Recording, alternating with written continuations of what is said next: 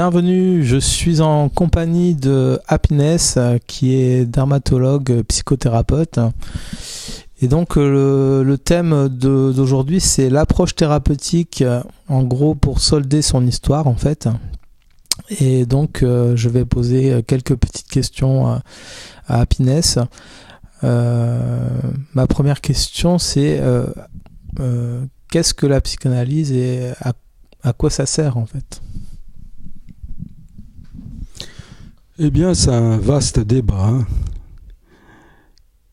La psychanalyse est née avec l'avènement de Freud, perpétué par Lacan, puis après, d'autres se sont greffés là-dessus.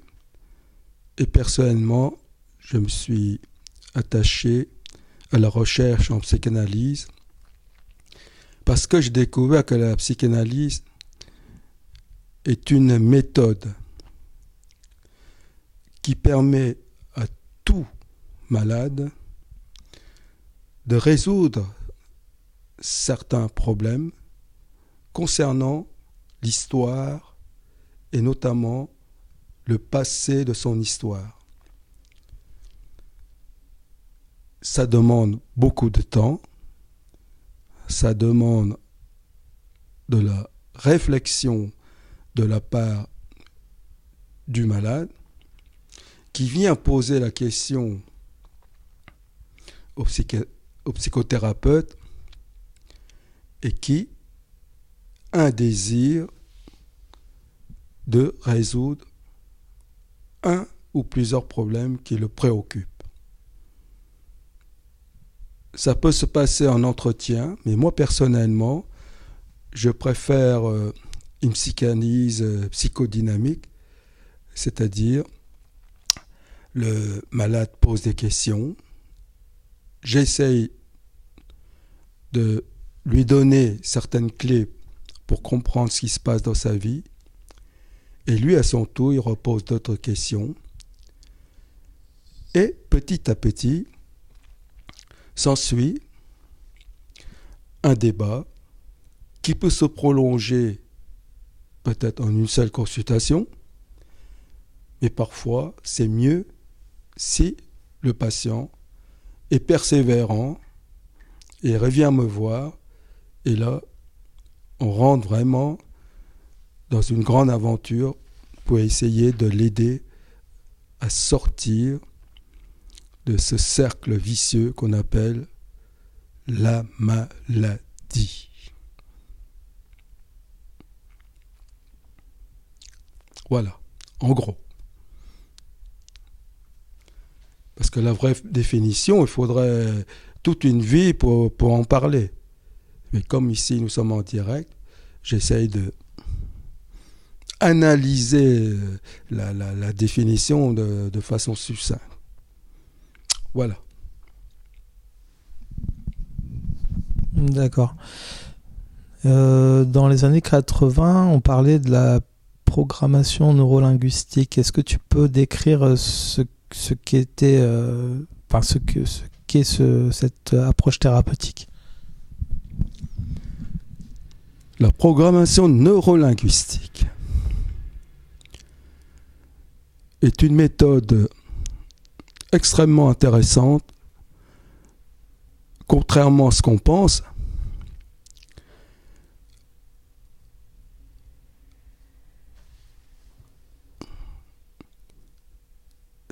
C'est très difficile de donner une définition directe.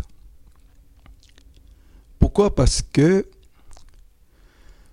pour pouvoir exercer la programmation neurolinguistique, il faut vivre une longue expérience concernant la pratique de la programmation neurolinguistique. Eh bien, moi, j'ai connu la programmation neurolinguistique, donc on dit PNL pour parler beaucoup plus vite.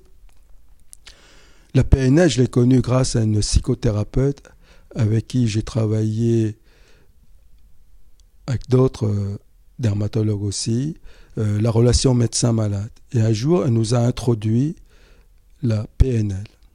Et j'étais enchanté.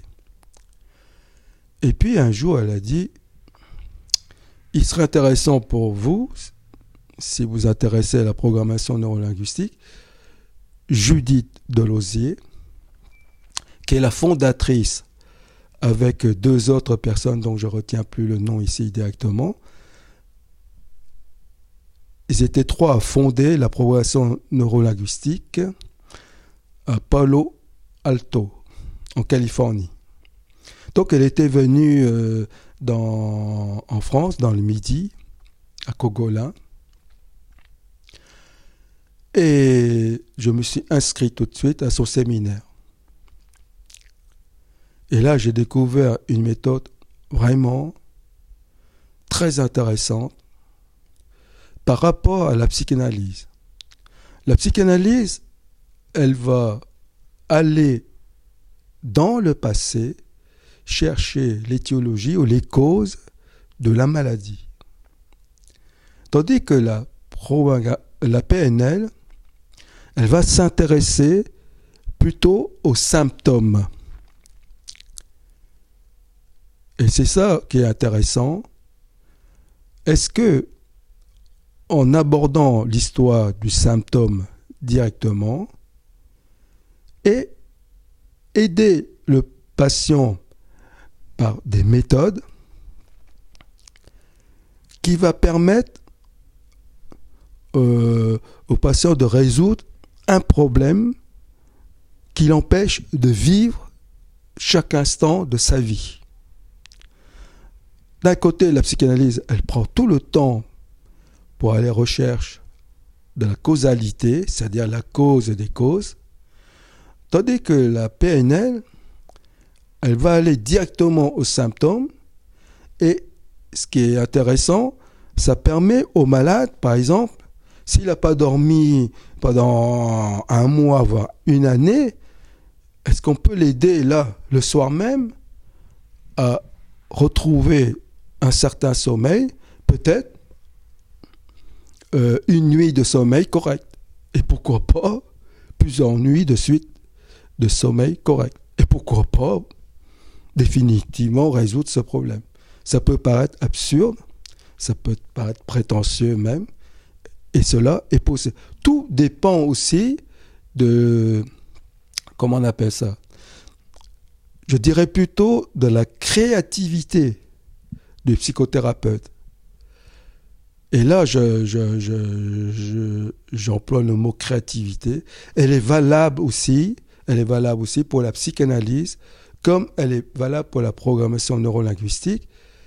D'un côté, on s'intéresse à la profondeur de la causalité qui mine le malade par l'intermédiaire psychanalyste, tandis que là, on va s'intéresser directement, je veux dire dans l'instant présent, s'intéresser aux symptômes et en quelque sorte créer un outil qui est de l'ordre de la programmation neurolinguistique, mais aussi on peut créer quelque chose de totalement inédit qui n'a jamais existé avant pour aider le patient ou la patiente à aller mieux.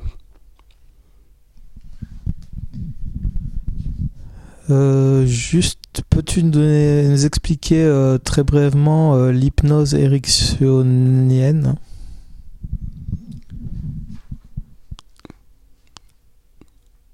L'hypnose ericksonienne, ce fut un moment clé, je veux dire, pour l'humanité.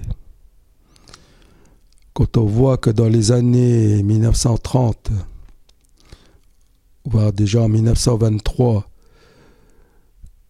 qu'un psychiatre texan qui s'appelle Milton Erickson, il est venu en Europe pour aller à la rencontre de Freud. Parce que Freud était le premier à avoir étudié l'hypnose, et Freud a vite abandonné l'hypnose. Et Milton Erickson était content d'avoir rencontré Freud, mais comme Freud ne lui a pas donné, j'allais dire, les outils, j'allais dire freudiens, parce qu'il n'a pas tellement développé l'hypnose, Freud, hein. Alors du coup, Milton Erickson s'est dit, je vais rentrer aux États-Unis, au Texas, et je vais développer vraiment une méthode que personne n'a jamais utilisée en psychiatrie. Et comme il travaillait aussi dans un hôpital psychiatrique et aussi en privé, et il a su créer une approche extraordinaire au niveau de la psychiatrie. Et il a vu que toute personne qui tombe malade est conditionnée par une façon de vivre qui ne lui appartenait pas et qui dépendait en quelque sorte, je veux dire, du noyau familial ou, comme on dit dans le titre, l'histoire. Toute histoire d'un être humain conditionne le malade à vivre une problématique qui l'empêche de vivre normalement. Et là, le génie de Milton Erickson, c'est de dire, est-ce que je peux non pas enlever définitivement le processus, mais au moins essayer de quelque part de enlever, je veux dire, une épine dans le rouage de la maladie en question. Et le fait de l'enlever, est-ce que ça peut permettre au malade, enfin, de vivre un peu mieux sa vie et de ne pas rester éternellement, toujours, dans un cercle vicieux. Merci. Peux-tu nous expliquer la différence entre les thérapies comportementales et analytiques ? Alors nous sommes au cœur même, à l'heure actuelle, nous sommes au cœur d'un vaste débat. Il existe une bataille entre les psychanalystes et les psychothérapeutes comportementaux ou cognitifs. Excusez-moi d'être d'une violence inouïe. Tout ça, c'est une guerre de chapelle complètement inconstructible qui met en danger, j'allais dire, toute l'humanité. On ne doit jamais comparer deux méthodes pour aider les malades à aller vers la guérison et surtout ne jamais se prétendre lorsque je suis dans un camp et que je dis tout ce que je fais à partir de mon école psychanalytique, c'est bien meilleur que ce qui se passe chez les autres qui pratiquent la psychothérapie comportementale.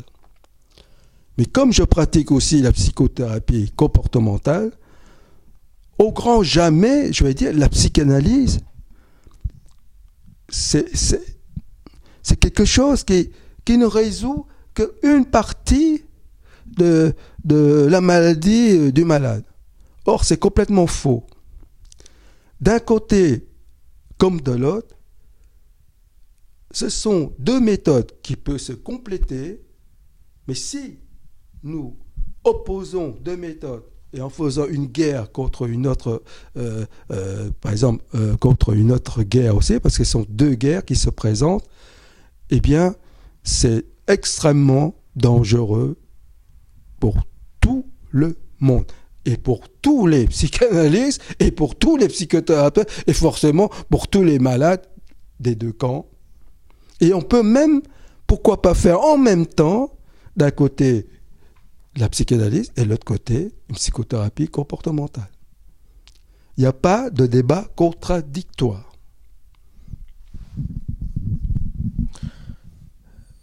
Peux-tu nous expliquer c'est quoi l'analyse avec fin et l'analyse sans fin ?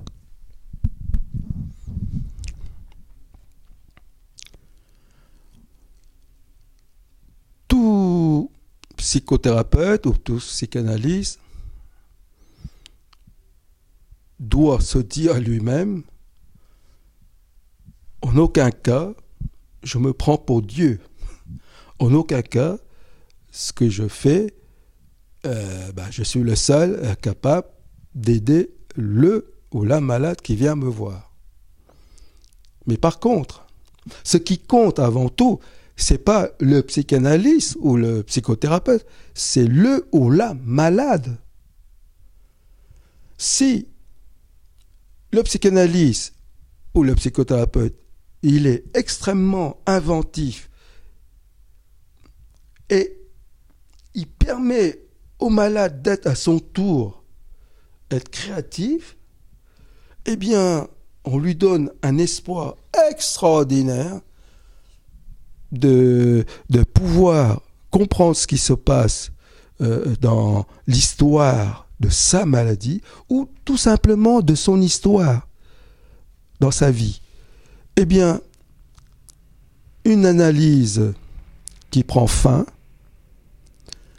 parce que le malade se sent mieux et puis il comprend tout ce qui est la causalité de sa problématique dans sa maladie, quelle que soit sa maladie d'ailleurs, hein. Eh bien, ça lui permet de pouvoir enfin appréhender l'instant présent et dire, je ne vais plus me laisser, envahir à nouveau. C'est-à-dire que maintenant, envahir par la maladie ou tous les problèmes, parce que le monde extérieur, proche ou lointain, va le ramener toujours à quelque chose de son passé. Mais là où l'analyse prend fin, il a compris qu'il ne se laisse plus envahir ni replonger là-dedans. Tandis qu'une analyse sans fin, c'est parce que tout simplement, le malade ou la malade ne se sent pas, peut-être inconsciemment ou sciemment, ne se sent pas encore prêt parce que c'est pas toujours aussi évident de comprendre la causalité de ces problèmes. Et parfois, vous avez des malades qui vivent tellement une complexité d'une multitude de causes, voire même de causalité, la cause des causes, plusieurs causes à la fois qui le rendent malade. On résout un problème et tout d'un coup, il y a un autre problème qui arrive, etc. Donc, c'est une analyse qui peut être sans fin. Ceci dit, il ne faut pas obliger le malade à arrêter parce que pour lui, c'est peut-être aussi qu'il a besoin de ça pour pouvoir vivre tout simplement chaque jour de sa vie, alors qu'avant, sans passer par une analyse, sa vie est quelque chose de vraiment terrifiant ou de lamentable qui ne lui permet pas de vivre décemment sa vie ou créer son histoire.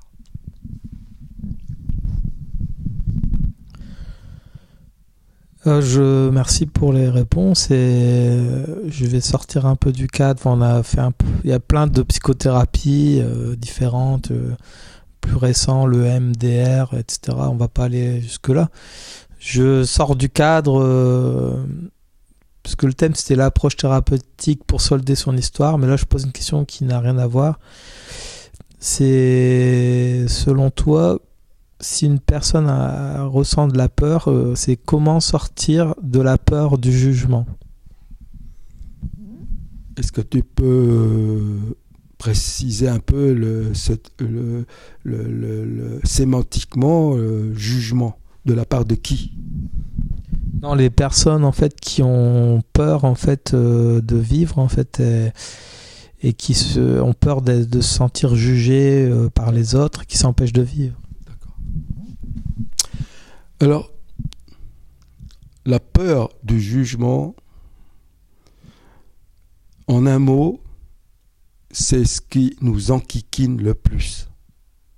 Dès dès qu'on arrive là, dans son histoire, alors que cette histoire, elle dépend du cercle familial, donc du passé, et dès qu'on rentre dans une histoire, eh ben, la peur du jugement, et c'est là le génie de Freud qui a compris que le surmoi va engendrer chez tout individu une sorte d'instance qui, à l'intérieur de lui, remettra en question. Mais le problème, c'est que cette instance, elle existe aussi dans l'entourage.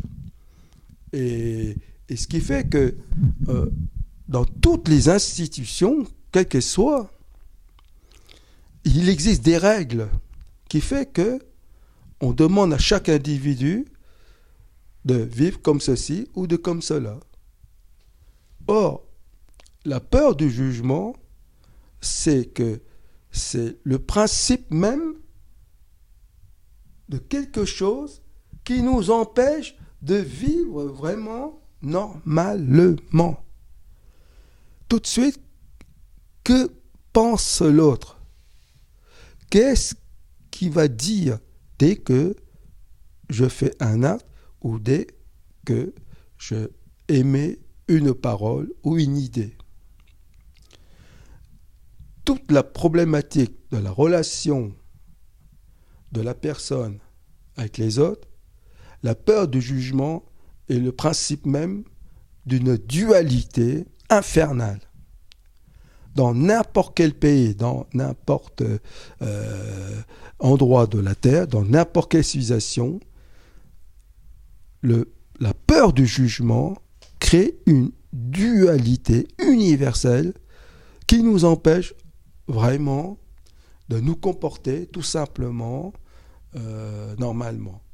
Et où que l'on soit, il y a toujours une personne, quelle qu'elle soit, qui va provoquer cette peur en nous, parce que la façon de parler de l'autre et donner son commentaire sur soi fait que si on n'est pas prêt et armé à écouter et à entendre ce que pense l'autre, eh bien nous sommes désarmés, et ce qui fait que nous perdons tous les moyens. Or, c'est tellement facile à résoudre ce problème de dualité. Il suffit d'en prendre le temps et discuter 1 heure, 2 heures, voire 1 mois, pourquoi pas 6 mois. Et une fois qu'on a compris que ce n'est qu'une dualité qui est universelle, donc tout le monde passe par là. Et si on a compris ça, eh ben, on peut vivre une vie normale et ne plus tomber malade. Tout simplement. Merci pour cette réponse. Pourquoi l'humain se nourrit-il d'histoires à n'en plus finir qui alimentent la cheminée ? La quoi ? La cheminée.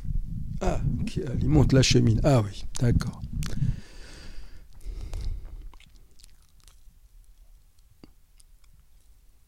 Tout être humain vient d'une histoire. Lorsque moi, en tant qu'individu, je viens au monde, je n'ai pas demandé à devenir au monde. Je suis là, un jour ou l'autre, et tout d'un coup, je vis une histoire qui ne me permet pas de vivre tout simplement normalement. Heureusement que la nature, je ne sais pas comment on dit la nature, ou le génome qui est en moi, me permet de réagir et de me poser des questions. Pourquoi je vis ici ? Pourquoi il se passe des choses ? Et pourquoi je vais mal ? Et puis je vois autour de moi pourquoi tant de gens ne vont pas bien. Eh bien, tout petit, je vis dans dans un système qu'on appelle les pensions, pour orphelins, entre guillemets. Et j'ai découvert que tout le monde, tous les enfants, là, comme j'étais avec des garçons, passent leur temps à se disputer. Et puis, on va aller à l'école, et pareil, à la récréation. C'est simple comme bonjour.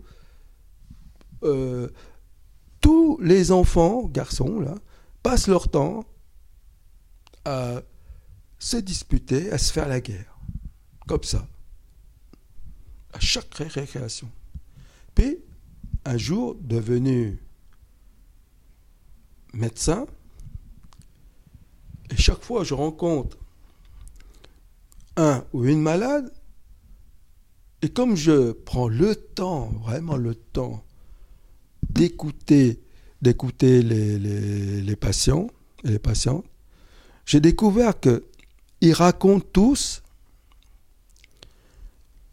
une histoire et qui contient toujours les mêmes choses.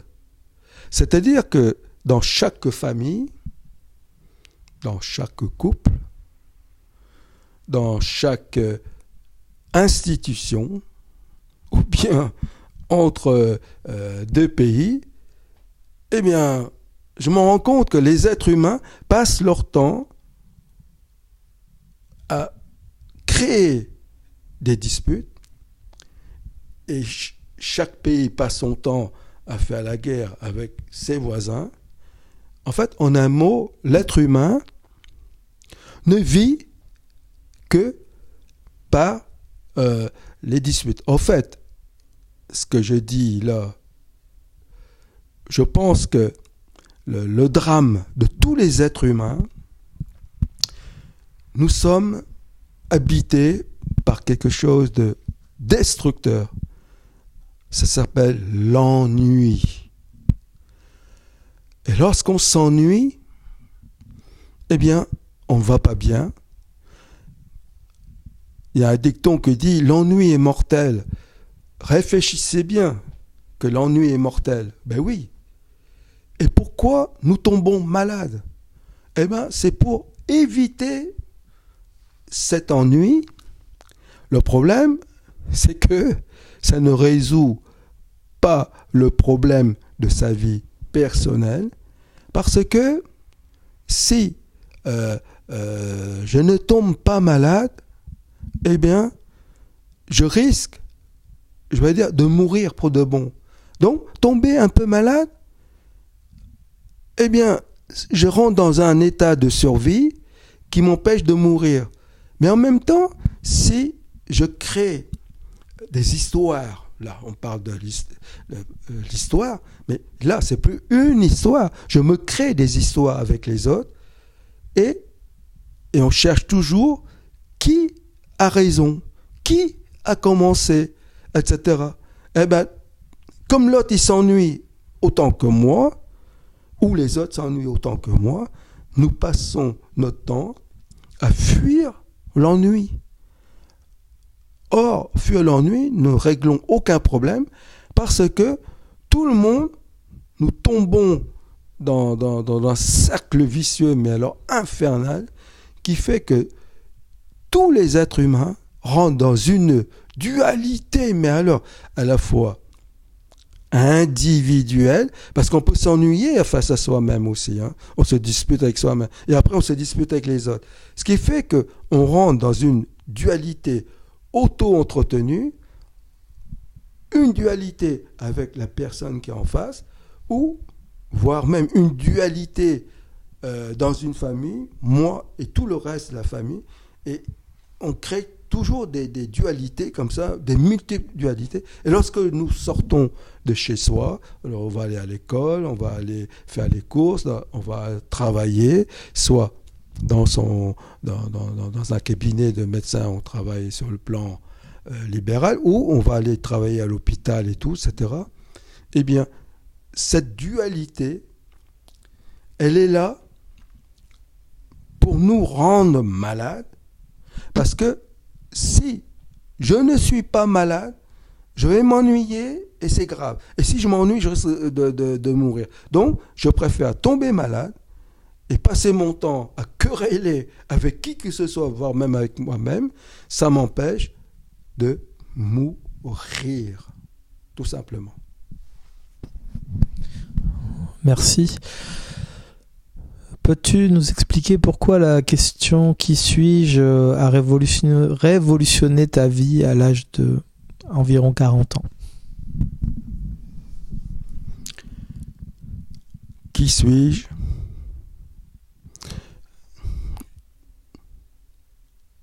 Je vais ouvrir une parenthèse.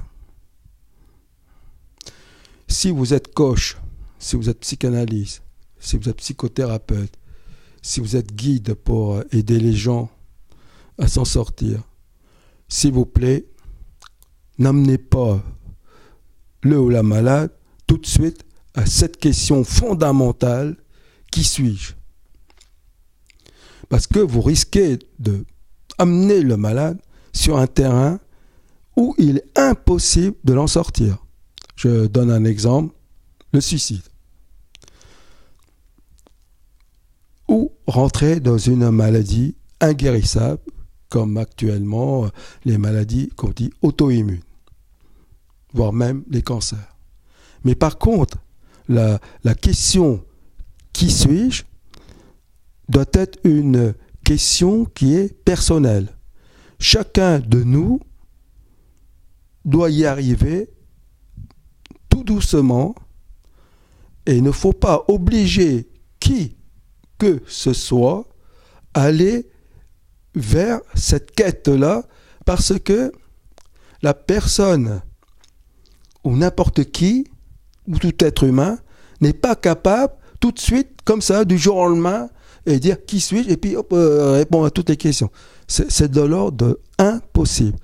Mais par contre, si on a vécu son histoire pendant de longues années, tout ça, etc., on a vécu ceci, on a vécu cela, et, et un jour, peut-être, enfin, nous prenons le temps, et ce temps, il est extrêmement précieux, pour se poser, tout simplement, là, pour se poser et se dire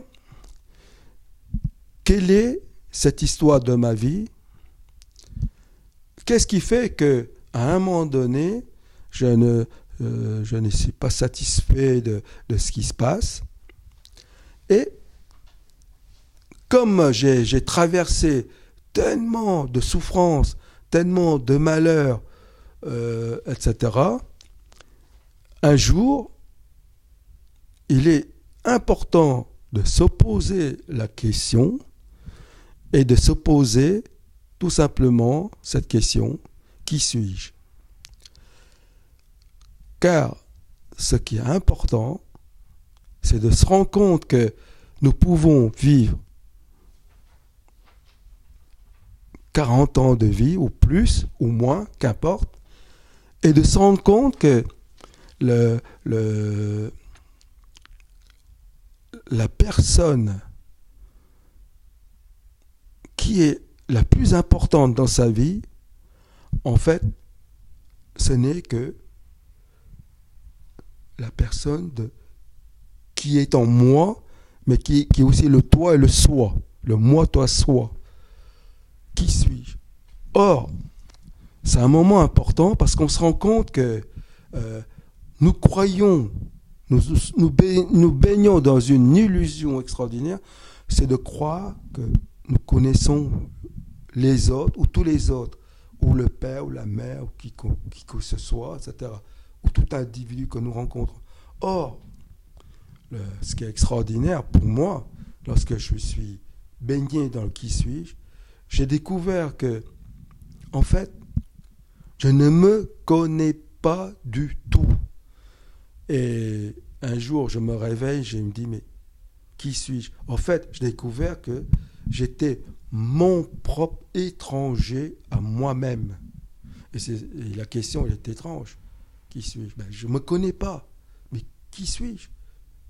Eh bien, je n'ai aucun élément, c'est ça qui est extraordinaire. Par exemple, un soir de 1985, à 10 heures du soir, pendant que toute la famille est endormie paisiblement dans leur lit, je prends un crayon et sur un cahier, sur la première page, j'écris « Qui suis-je » Eh bien, je reste en suspens dans le point d'interrogation. Il m'était impossible, dans la minute, dans l'heure qui suit, d'écrire quoi que ce soit sur moi. Et ce qui est fantastique, il a fallu attendre au minimum 2 mois pour pouvoir écrire la première phrase qui vient après. Or, la première phrase qui vient après ne veut pas dire que je vais rentrer dans la solution de la connaissance de moi-même. Et là, je me rends compte que tout être humain qui vient sur Terre, il rencontre tellement d'individus autour de lui, et puis, s'il ne prend pas conscience un jour ou l'autre de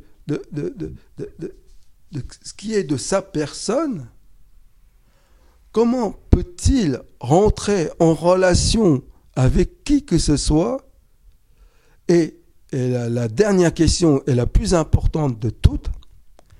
On rentre vraiment dans une histoire qui, en fait, dans le qui suis-je, va être une histoire qui sera peut-être sa vraie histoire.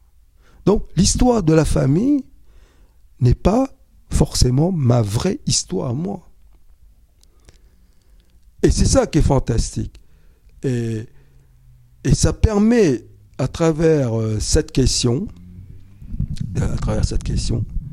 de poser la question la plus fondamentale qui soit, qui nous permet enfin de créer sa propre naissance. Et c'est ça qui est important. L'important, c'est pas de venir au monde à partir d'un spermatozoïde, d'un ovule, du père ou de la mère. Non, ce qui est important, c'est que là, à un moment donné de sa vie, on prend conscience de ce qu'il y a de plus important qui soit,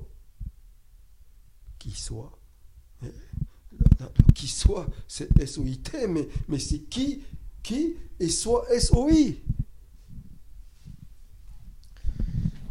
Est-ce qu'on peut dire à la place de qui suis-je, que suis-je? Très intéressant aussi comme question. Et là, nous rentrons dans un débat, j'allais dire à la fois psychanalytique, philosophique, sociétal. C'est très important. Parce que dans le qui suis-je, on va se définir en tant que sujet. Donc je change de main de micro. Et dans le que suis-je, nous rentrons dans la notion d'objet. Or, tout être humain se définit à la fois par la notion de sujet et la notion d'objet. Et là, c'est la dualité à la fois la plus merveilleuse, mais aussi la plus dangereuse. Parce que cette notion dualité sujet-objet, crée un vaste débat depuis la nuit des temps, lorsque l'homme, sortant de sa paléontologie d'Australopithèque pour devenir un jour l'Homo sapiens, tout d'un coup, l'être humain pose la question, il y a bien longtemps, déjà plus de 300 000 ans, qui suis-je? Et aussi, que suis-je? Sujet, objet. Or, je vais dire, les premiers Homo sapiens, peut-être Adam et Ève, se posaient déjà cette question. Et que, encore à l'heure actuelle, nous produisons de la philosophie, tout simplement de la réflexion, et nous produisons aussi naturellement la psychanalyse, nous produisons aussi des psychothérapies, nous produisons tout simplement la science de l'histoire pour connaître toutes les histoires. Or, nous sommes que au b.a.-ba, nous sommes qu'au prélude, nous sommes à la préhistoire de la connaissance du sujet et de l'objet. C'est pour ça que nous pouvons écrire des milliers de livres. Tous les philosophes se sont écrits des milliers de livres, et les philosophes modernes aussi, là. On peut parler de tous les philosophes qu'on voit à la télévision et tout. Et maintenant, grâce à l'avènement de YouTube, etc., tous les philosophes, heureusement, prennent la parole, ou tous les psychothérapeutes, ou tous les psychanalystes prennent la parole, ou tous les penseurs, les chercheurs vont écrire des livres pour qu'on puisse, nous, étudier qui suis-je ou que suis-je en tant que sujet et objet. Et c'est un débat vraiment à l'heure actuelle qui est en train de prendre de l'ampleur et qui nous permet enfin, à nous, êtres humains, là, nous sommes dans l'avènement du 3e millénaire, le plus extraordinaire qui soit. Ce n'est pas, comme dit Malraux, que l'être humain va être spirituel, mais non, c'est encore plus fort que ça. Tous les êtres humains, là, à l'heure actuelle, au 3e millénaire, si nous savons essayer tous de réfléchir sur ce que c'est le sujet qui suis-je et l'objet que suis-je, eh bien, nous allons enfin vers, on ne peut pas dire une définition définitive de ce qu'est l'être humain ou la définition de ce qu'est l'humanité.